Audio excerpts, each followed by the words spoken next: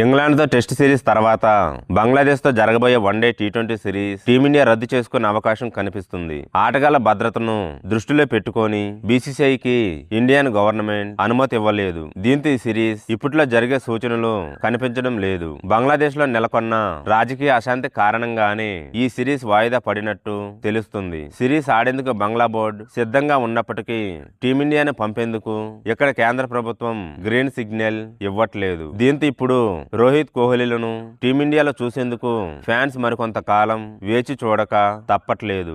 వీడియోను చూసే ముందు చిన్న రిక్వెస్ట్ అండి, వీడియోను లైక్ చేసి మీ సపోర్ట్ ని తెలియజేయండి. మొదటిసారి మన ఛానల్ చూస్తున్నట్లయితే సబ్స్క్రైబ్ చేసుకుని పక్కనే ఉన్న బెల్ ఐకాన్ని ఆన్ చేసుకోండి.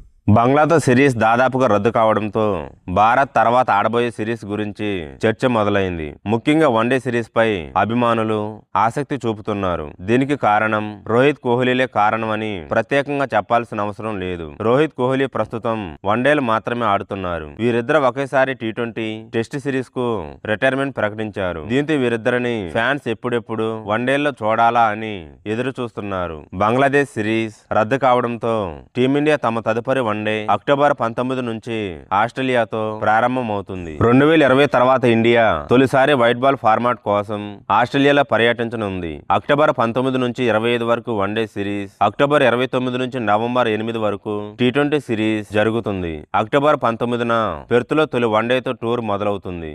అక్టోబర్ 23న ఎడలైడ్ లో రెండో వన్డే, అక్టోబర్ 25న సిడ్నీలో మూడో వన్డే జరుగుతుంది. ఆ తర్వాత టీ20 సిరీస్ జరుగుతుంది. అక్టోబర్ 29న మనాకా ఓవల్లో తొలి టీ20 ప్రారంభం అవుతుంది. కోహ్లీ రోహిత్లను ఇకపై ఆస్ట్రేలియాలో చూడబోతున్నాం. 2027లో సౌత్ ఆఫ్రికా వేదికగా జరగబోయే వన్డే వరల్డ్ కప్ కు వీరిద్దరూ ఆడి తమ అంతర్జాతీయ క్రికెట్ కు రిటైర్మెంట్ ప్రకటిస్తారని ప్రచారం జరుగుతుంది.